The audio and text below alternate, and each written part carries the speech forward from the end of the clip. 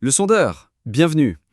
Aujourd'hui, on se penche sur une analyse des tensions récentes entre l'Algérie et les Émirats arabes unis suite aux déclarations du président Tebboune. On va voir ensemble comment on pourrait peut-être affûter encore un peu cette analyse. Le sondeur, absolument. Le texte fait un bon travail pour retracer la séquence, la déclaration initiale, les réactions médiatiques assez contrastées, ensuite les analyses qui font le lien avec la Libye, Israël, et puis ça boucle sur la doctrine algérienne. La base est là, c'est solide. Oui, la chronologie est posée, c'est clair.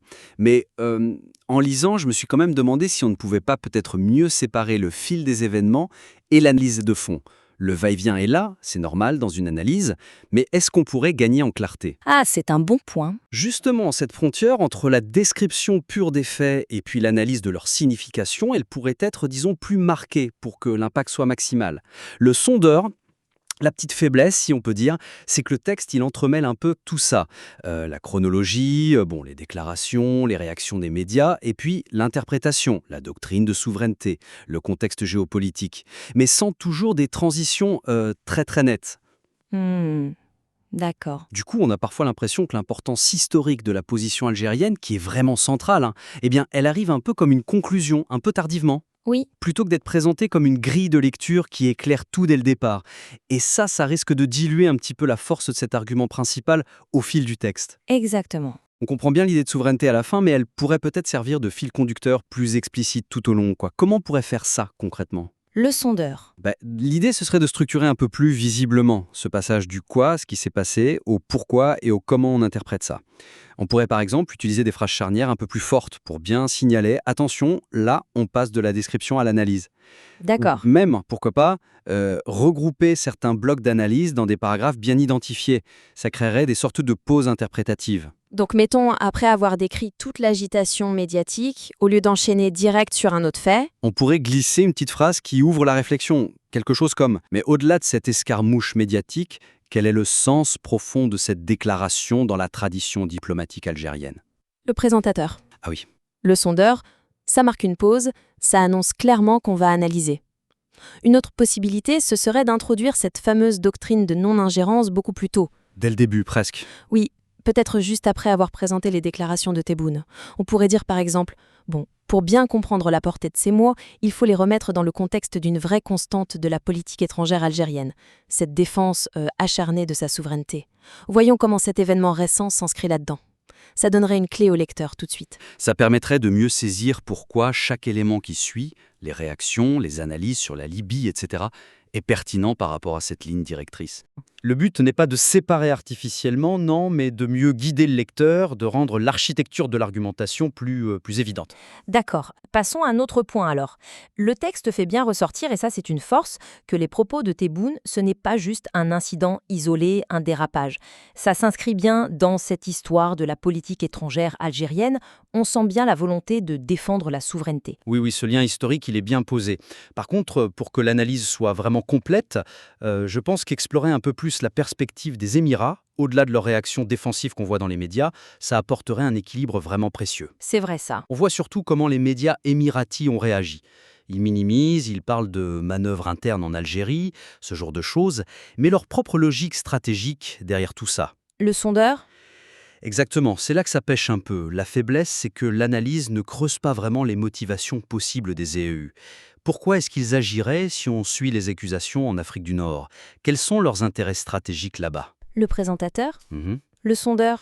Le texte mentionne bien les réactions médiatiques, oui, mais le point de vue émirati, il reste présenté comme essentiellement défensif, réactif. On ne comprend pas bien leur propre agenda, s'il y en a un dans cette affaire qui irait au-delà de la simple réponse aux critiques algériennes.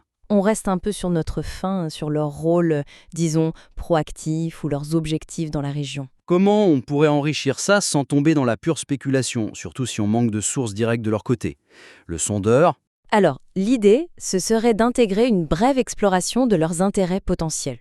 On peut s'appuyer pour ça sur des analyses géopolitiques qui existent déjà sur le rôle des EE dans la région. Il ne s'agit pas d'affirmer des choses, mais d'ouvrir des pistes de réflexion. le présentateur. D'accord. Le sondeur, par exemple, quels objectifs économiques, sécuritaires ou même d'influence régionale pourraient motiver Abu Dhabi en Afrique du Nord? Et puis, on pourrait aussi mentionner s'il y a eu ou s'il y a encore des domaines de coopération entre Alger et Abu Dhabi. Ça complexifierait l'image, ça montrerait que ce n'est pas juste une confrontation pure et simple. Ça nuancerait le tableau, effectivement.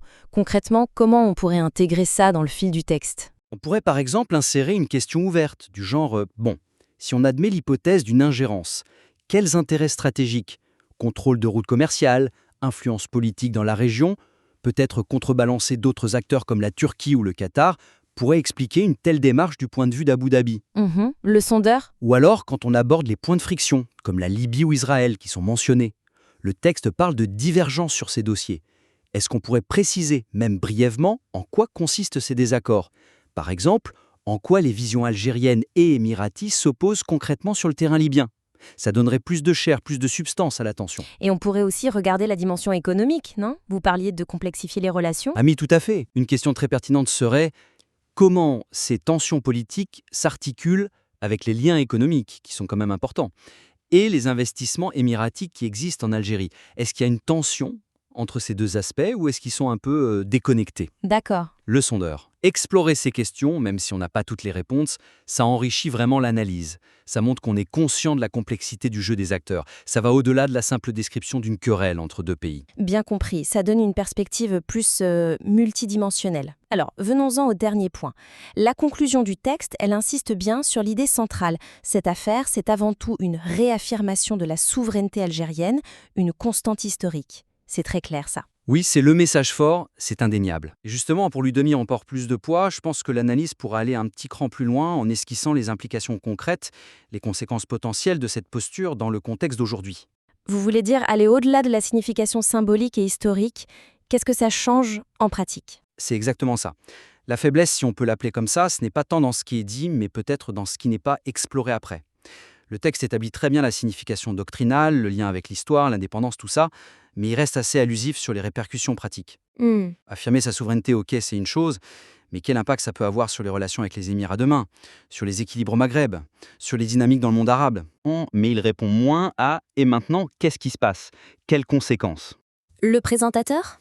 On reste un peu sur le constat symbolique, c'est vrai, sans trop se projeter sur les effets possibles. Comment on peut faire ça sans tomber dans la prédiction un peu hasardeuse? On n'a pas de boule de cristal. Non, bien sûr, l'idée n'est pas de prédire, mais de poser les bonnes questions, d'ouvrir des perspectives. On pourrait ajouter une courte section, peut-être en guise de conclusion ou juste avant, une section un peu prospective. Elle explorerait des scénarios possibles ou elle soulèverait des interrogations légitimes qui découlent de cette fermeté algérienne. En gros, qu'est-ce que cette réaffirmation pourrait changer concrètement sur l'échiquier régional ou international? Le présentateur, par exemple, poser des questions sur l'économie, la diplomatie régionale. Le sondeur? Oui, tout à fait. On pourrait finir en ouvrant la réflexion avec des questions comme est-ce que cette friction pourrait avoir un impact mesurable sur les flux d'investissement émiratis en Algérie? Ou est-ce que ça pourrait compliquer la coordination diplomatique sur des dossiers qu'ils ont en commun, comme la sécurité au Sahel? D'accord. Ou alors, en élargissant un peu la focale, cette posture de non-ingérence, réaffirmée avec autant de force, est-ce qu'elle pourrait amener d'autres puissances régionales ou mondiales à ajuster leur manière d'interagir avec Alger à l'avenir? Et on pourrait aussi s'intéresser sur les jeux d'alliance dans la région. Exactement. Une question pertinente serait comment cette réaffirmation s'insère-t-elle dans les jeux d'alliance et les rivalités qu'on voit actuellement au Maghreb et au Moyen-Orient? Est-ce que ça renforce certaines lignes de fracture existantes ou est-ce que ça pourrait en créer de nouvelles? Poser ce genre de questions, ça montre que l'analyse ne s'arrête pas à l'événement lui-même. Oui. Le sondeur, ça en mesure la portée potentielle et ça stimule la réflexion du lecteur bien au-delà de ce cas spécifique. Ça donne à l'analyse une résonance plus grande, plus durable. C'est une excellente manière de conclure, en effet. En ouvrant des portes plutôt qu'en fermant simplement le dossier, ça invite à continuer la réflexion. C'est un peu le but, oui. Montrer que l'analyse reste pertinente au-delà de l'actualité chaude. Parfait.